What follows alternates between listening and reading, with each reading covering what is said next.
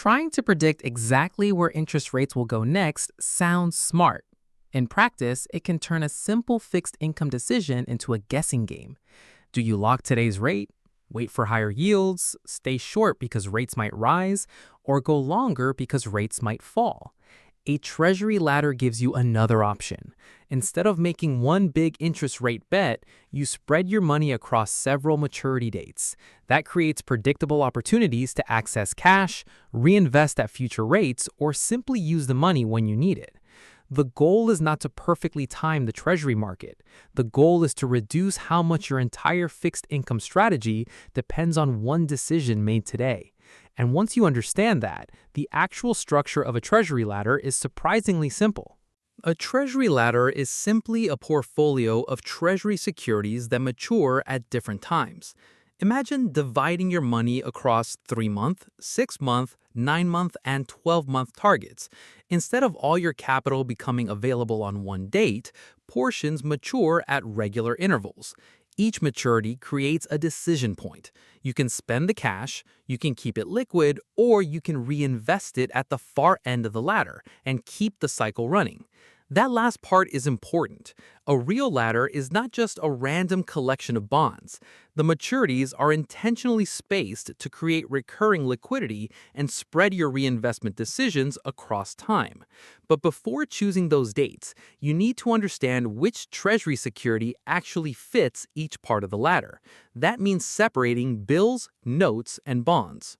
Treasuries come in different maturity ranges. Treasury bills are short-term securities with maturities of 1 year or less. Treasury notes cover the intermediate part of the curve, generally from 2 to 10 years. Treasury bonds currently extend much further, including 20 and 30-year maturities. For a simple short-term ladder, Treasury bills are usually the natural building blocks. If your goal is to keep cash becoming available every few months, you probably do not need a 30-year bond sitting in the middle of that strategy. Longer securities can make sense when your objective is different, especially if you want to lock a rate for years. But the security should follow the goal, and that is the first real step in building the ladder. Before choosing maturities, decide exactly what this money is supposed to do for you. Start with the purpose of the money. Is this part of your emergency reserve? Money for a house down payment next year? A retirement cash bucket? Capital you want to preserve, or simply a portion of your portfolio where stability matters more than maximizing growth? Those are very different jobs, and they should not automatically produce the same ladder. If you know you need the money 6 months from now, chasing a slightly higher yield at a much longer maturity can create unnecessary risk. On the other hand, money you genuinely will not need for several years may not have to mature every 3 months.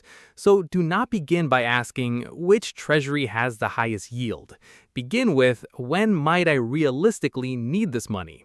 Once that answer is clear, choosing the length of the ladder becomes much easier. Now decide how far the ladder should extend. A short ladder might target maturities around 3, 6, 9, and 12 months. That gives you frequent liquidity and allows portions of the portfolio to adjust relatively quickly when interest rates change. A longer ladder might extend toward 18 months, 2 years, or beyond. That can reduce how frequently you need to reinvest and can keep parts of the portfolio locked into existing rates for longer. But there is a trade-off. Shorter maturities provide more flexibility. Longer maturities give you more rate certainty, but less frequent access to principal. There is no universally correct ladder length. It should match your cash flow needs and your tolerance for locking money away. Once you have the timeline, the next question becomes very practical. How much money goes on each rung? Let's make the strategy concrete with $20,000. The simplest approach is to divide it equally. $5,000 for each of 4 maturity targets, $5,000 around 3 months, $5,000 around 6 months, $5,000 around 9 months, and $5,000 around 12 months. Now $20,000 is no longer tied to one maturity date. A quarter of the capital is scheduled to become available at different points throughout the year. Equal weighting is easy to understand, but it is not mandatory. If you know you have a larger expense coming later in the year, that rung could be larger. The ladder should serve your cash flow, not obey a perfect spreadsheet. With the amounts decided, we can move from theory to execution. Where do you actually buy these treasuries? For most individual investors, there are two practical routes: TreasuryDirect or a brokerage account. TreasuryDirect lets you purchase marketable treasuries through government auctions using non-competitive bids. You accept the yield determined at the auction rather than trying to set your own competitive yield. A brokerage can also give you access to treasury auctions, depending on the broker, but usually adds another useful feature: access to treasuries already trading in the secondary market. That can make it easier to search for a security with a maturity date close to the exact date your ladder needs. It can also make selling before maturity more convenient. The trade-off is mainly workflow and flexibility. TreasuryDirect is built around direct ownership and holding. A brokerage can be easier for managing everything inside one investment account.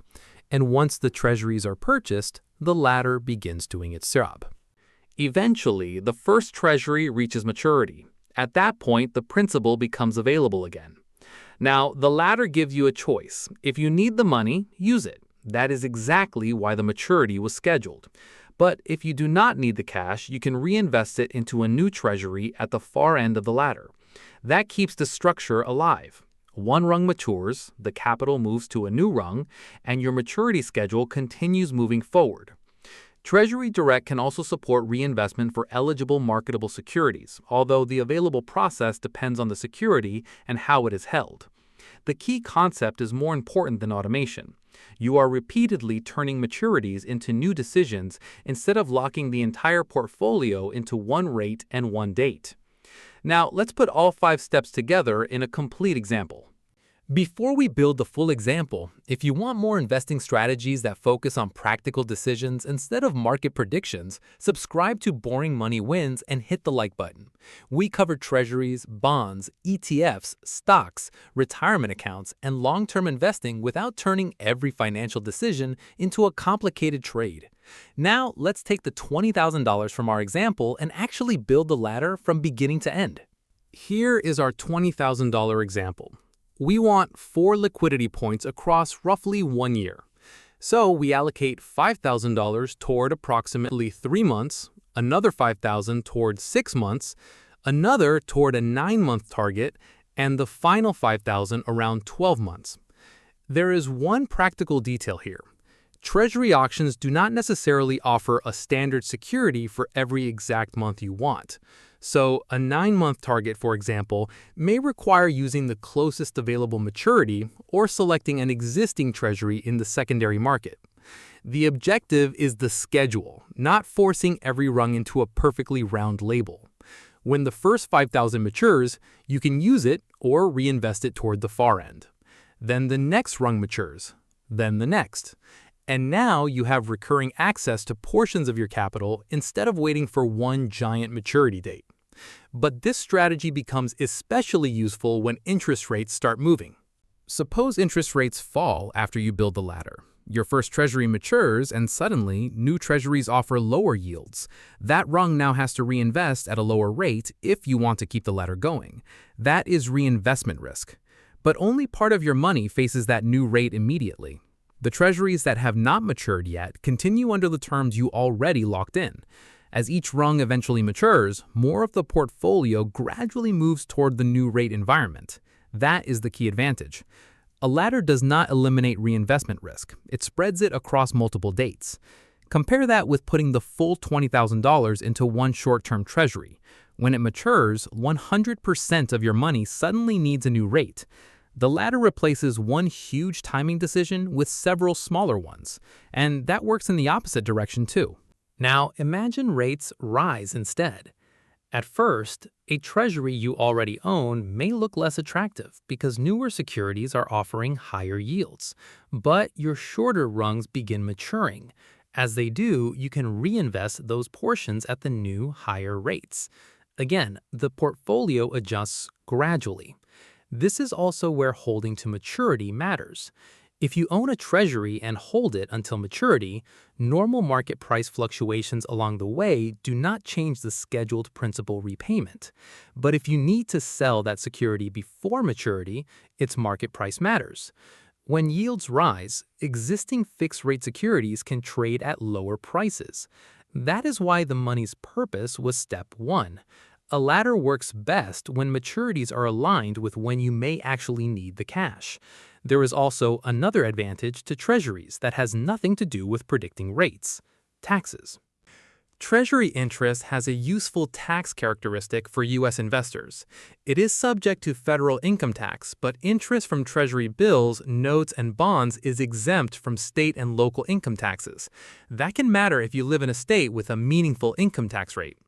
And it means comparing a Treasury yield directly with a bank CD rate can sometimes be misleading. A CD may advertise a slightly higher yield, but the Treasury can still be more competitive after state and local taxes are considered. The correct comparison is after tax return, not just a number printed next to the product. Of course, individual tax situations vary, so this is not a substitute for personal tax advice, but it is a factor worth including in the calculation. And taxes are not the only reason a Treasury ladder can behave differently from other cash management products, so let's compare the alternatives. You do not need to build a Treasury ladder to get short-term fixed income exposure. A T-bill ETF can be much easier. You buy one fund and let the portfolio manager continuously maintain the underlying securities. You also get convenient intraday liquidity. But your ETF shares do not have one personal maturity date where a specific amount of principal is scheduled to come back to you. A money market fund is even more convenient for cash management. The trade-off is that its yield can adjust quickly as short-term rates change. A direct Treasury ladder gives you more work but also more control over when individual securities mature. So which is best? That depends on the job. If maximum simplicity is the priority, a fund may win. If matching known future cash needs is the priority, a direct ladder can be extremely useful. And that distinction leads to the real purpose of the strategy. The goal of a Treasury ladder is not to squeeze every possible basis point out of the bond market. If that is your objective, you will constantly be tempted to guess which maturity will have the best return next.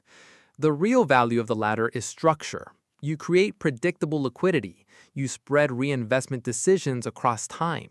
You reduce your dependence on making one perfect interest rate call. And you can align maturity dates with actual financial needs. That is why the best ladder is not necessarily the one with the highest yield today.